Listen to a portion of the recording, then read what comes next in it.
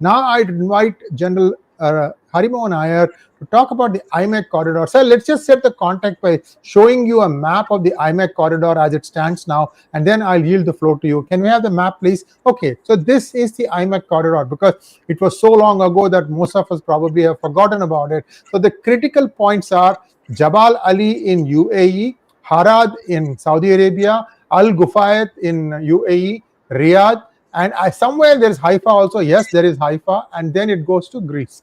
So this is the route of IMEC, and over to you, General Harimohan Iyer. Request you to do it for like 5 minutes, sir. 5 minutes for you, 5 minutes for General Ravi Shankar, and then we can take questions. Over to you. Okay, thank you. When I look at the IMEC, I look at it as the US response to the Belt and Road Initiative of the Chinese. If you look at the BRI, it actually runs along the land route through Iran, Afghanistan, and towards Turkey, and then gets into the European corridor. So when you look at this as an alternate route, and this is a route which is much more stable. So this was a decision taken during the G20 summit in India a couple of years back, and it came out on the last day of that particular event as a surprise to many of us who were following the event. And the moot point here was that it was the time when Saudi Arabia and the UAE both recognized Israel, despite having differences in the political content over there. Because all these three players are major players as far as the stability of IMEC is concerned. And until and unless that happens, IMEC is not a success. And to that extent, the war in Gaza was a thorn as far as IMEC is concerned. And the second issue which bothers me with IMEC, and this is basically a personality-based one, when I look at the current administration, the one thing it is doing without any remorse is, changing decisions taken by the previous administration. And if you look at any of Trump's briefing, every time he curses Biden and his decisions, and he says whatever is happening today is because of those decisions which Biden took. In that context, when I look at IMEC, which was a major decision taken by President Biden during the G20, I guess that's where I'm a little concerned with how Trump is going to take this forward. That Trump has invested so much in the Middle East peace plan, he would like to play it as his success story and his glowing light by ensuring that this particular corridor opens. And once this corridor opens to the Europe, the destination to the US is just the crossing of the Atlantic. So India's goods, or India becomes, in my mind, a hub, a transit hub for resources and logistics which are required both by the Europeans and the Americans for their trade and their processes. So in that count, IMEC is going to be a huge game changer as far as both the Western world and especially Europe and America is concerned. Will Trump hold on to it? Is a question mark. Whenever I read, wherever I read, I hardly see Trump talk about IMEC, talk about its values. And I am a little worried that he may like to try and do something to it to put his own signature to it. The second issue which worries me is it is running through troubled corridors because you have Pakistan, you have Iran. The Kuwait-Iraq area is still not fully secure. Of course, it runs through the land areas of Saudi Arabia and runs into Israel. Once the alternate to the Suez Canal comes up, it will become a much more stable route to get out. But till that time, it is still, I look at it as another dream which is far away. It will take its own time. I don't see it coming up in a big way all at once. It may come in bits and parts. Maybe some infrastructure may come up in these ports, which are already in somewhat manner already there. The land route within Saudi Arabia is already existing, may require a little bit of upgradation. And of course, the parallel canal to the Suez has to be created in Israel, which will be the game changer as far as IMEC is concerned. Simultaneously, when I look at BRI, when you compare IMEC with BRI today, by and large, has become cold. Even the CPEC has become a non-starter. Because if one can realize, China is pulling out of many of these CPEC programs. Last time we discussed about American presence in Pakistan and what will happen thereafter with 3 ports manned by 3 different agencies in the same area. And unfortunately, IMEC is passing through that area. So how it will affect IMEC? These are areas that we have to study in the days to come. But with the free trade agreement, both with the European Union and the Americans, if it happens, then the next thing which has to make this free trade agreement beneficial will be the IMEC. Because until and unless trade flows without any hitch between the sourcer and the sourcee, the trade doesn't have any value. So to that extent, I see both these trade agreements, the American one and the European one, the start point of the IMEC. I also look at the way Saudi Arabia deals with Israel post the Gaza conflict. I also look at the way UAE plays up in the area in the times to come, because these are people who have changed their stances at times, but they play with the Americans. To that extent, I expect as long as the US is on board with IMEC, IMEC will be a success. But for India, it is a very, very important element if we want to look towards a huge jump in our economy. And we will be interested in ensuring that the IMEC goes through. I'll leave it to General Shankar from there. Thank you so much, sir. General Shankar. Yeah, look, the IMEC is going to be very important for everyone. I go back to the time when, the first meeting between Trump and Mr. Modi, when he went. The IMEC figured quite a bit. He said, I'm looking at a corridor going all through and all that. Now, you have to look at it from a couple of different points of view. I don't know whether the alternative Suez Canal will ever come through. I don't know. I don't think it will. It goes through Gaza. It's got its own problems. So it's a long-term problem. Okay. But IMEC is not so long-term. You see, this route, India, Bombay to Jebel Ali, it's a normal trade route. Then it goes on land, goes to Riyadh, cuts through Jordan, and then goes to Haifa and goes off to Piraeus. Now, the thing with this IMEC is it is in everybody's interest. Everybody is interested in this IMEC because everyone can move their goods. You see, when you compare the BRI with the IMEC, what is it? The BRI is a one-to-one thing between China and another country. And it is largely from China to that other country, and it is sucking away the other country. That's the nature of BRI. It's pumping in some poison from China, from China, and it is sucking away that other country's nectar. That's how BRI is configured. In this, you have UAE, you have Saudis, you have India, you have Jordan, you have Israel, Greece, and all European countries across as it goes. So everyone has a stake in this. So I don't see this failing anymore. The block to this was this Gaza story. Let us see how the Gaza story. Look, that's a different story, whether Gaza will go through problem and all that. Hopefully it should go. Let's be optimistic. I mean, Gaza problem might not be solved, but the problem which Gaza poses to IMEC might be solved. That Haifa will start opening up. The moment Haifa opens up, you're already gone through. You'll go to Piraeus. People are ready. Greece is ready. That is why India has already upped its equation with Greece. Right?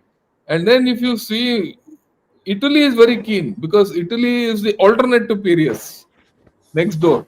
Italy says, come, I will give you space for IMEC. Right? So Europe, Italy, Greece are on the board means Europe is on board. Okay, the moment that happens, the whole story changes completely. Right? And then, of course, if this starts happening, it will start going up and down. What is the main thing which will go through this? Energy, oil. I mean, oil has to go from where? India. The thing is, oil from India has to go into Europe as it is going today in a fail-safe manner. Can I get the map back? I want to explain a few things. Yeah. Yeah. Now, if you see what's the safety aspect of IMEC, it avoids the Red Sea route. Houthis are out of the equation. Houthis so far are not quiet. If you go full steam into Red Sea, there'll be a problem. Okay.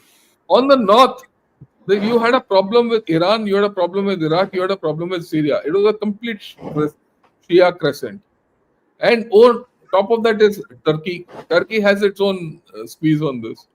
Now you avoided all that.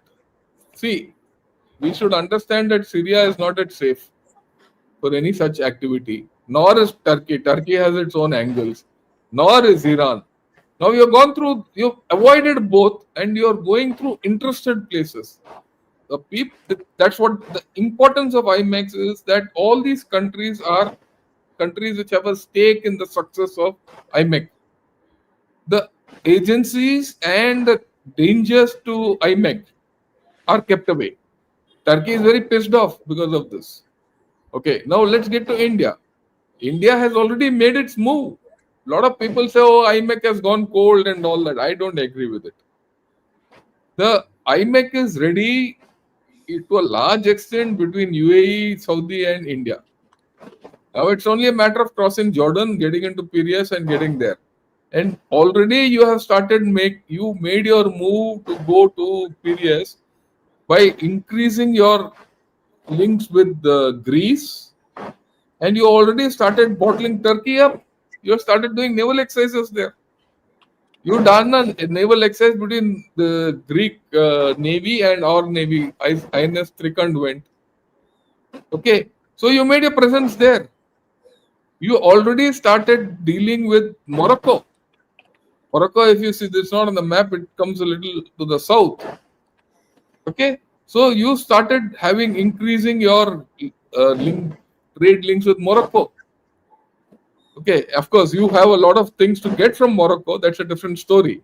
So you have already started playing there.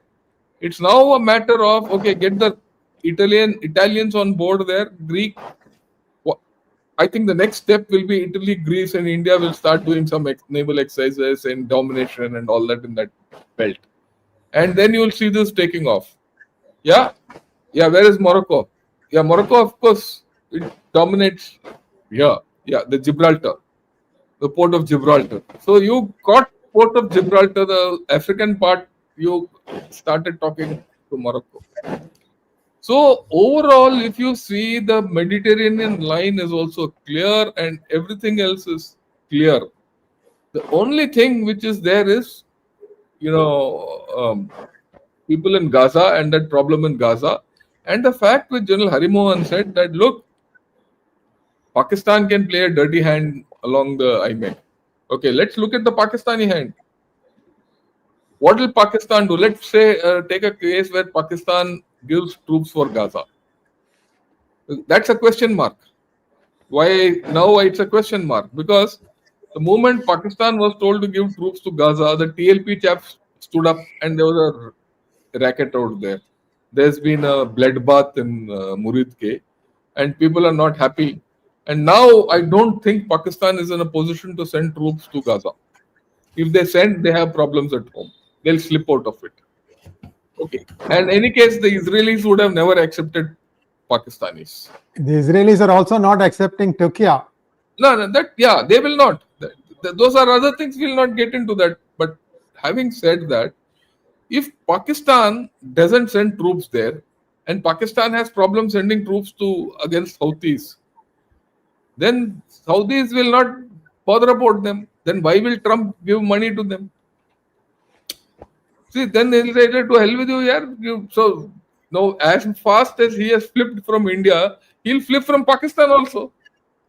If he gets nothing from Pakistan, he'll flip from Pakistan. See, that is what the FTA does. Now the linkage between the FTA and IMEC comes here.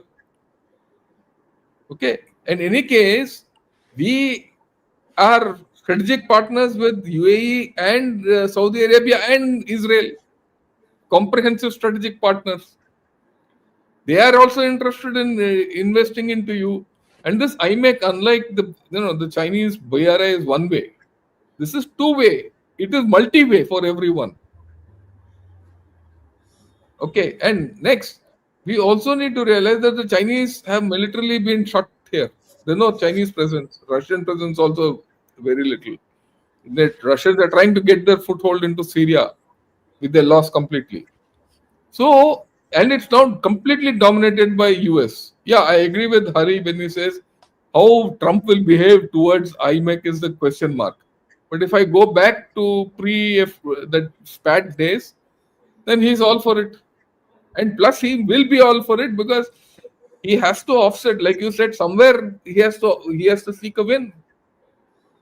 A win. Look at it from the American point of view. America has, good, bad, or ugly, has closed a deal in Gaza. Think of it. Whether the Gaza deal is good or not, it doesn't matter America. It matters Gaza and Israel. Right, but the hostages have been exchanged. There's some talk. The thing is looking inward. They talk of Hamas being, their weapon is being taken away. All that. But whether it happens or not, now it is now focus Gaza. It's not focus all over the countryside. You look at the security point of view. All these Hamas, Houthis, and all these fellows are out. Iran is now defanged. Okay, Turkey is told you keep quiet. You can making shouting about Gaza and all, but nothing more. So the security situation has improved. Trump has already started claiming, okay, credit for it. Now he'll say I've done a FTA with India. Then he'll say I've started a corridor. Look at the linkages which are going to happen. Then that's the way he'll win Europe back. After all, for Europe, what is it in it for Europe? Okay, and in this bargain, if he kinds of tones down Russia-Ukraine war to some solution, that solution might be the worst solution. Okay, like I said, it could be the worst solution possible. But if that is toned down and Russia starts trading with Europe like before, and the sanctions are removed on Russia, the link between Russia and China also get toned down. See, it's just not IMEC. IMEC is one part of a jigsaw puzzle. And why come to the last thing before we take questions and all? I said this on day one when Trump took over as the president. I did everything. Trump's focus is China. He is playing complete madman game with them.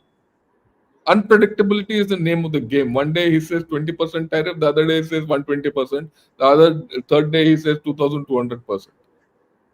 No one in China knows what is there in Trump's mind. So China, for the past 9 months, has been catering for the worst case option. When a country, I'm sure Hari will understand and agree with me, that when you cater for the worst case option, right, that's the most costly option for a country. Right? Your expenditure on that is the worst. And that has been hitting China with no outcomes. One day he's okay. Now this Pakistani fellow is flying high. But suddenly you look at China. He's the US chap, he's not put his foot down there. But he's got Pakistan on his side. He's now not clear about Pakistan. Everything, China is in a fix.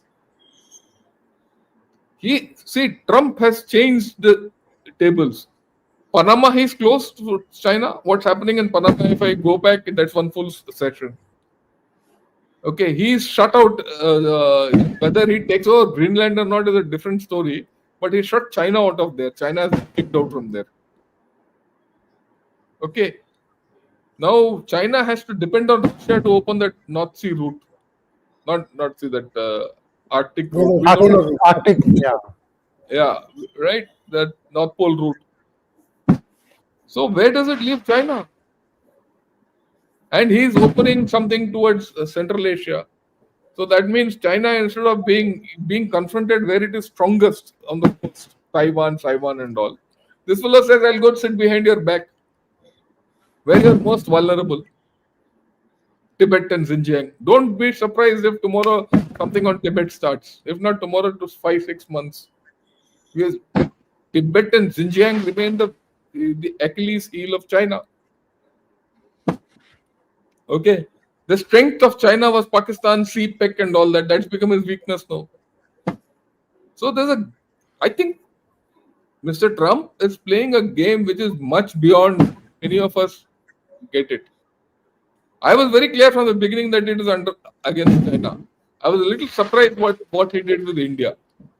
Of course, he thought he will, do something else, but he's failed there. But he's also had the capability, flexibility to reconcile to the fact and say, okay, I can't do this. Let me do this. So you will see that IMEC becomes a strong case for a flip against China and Pakistan.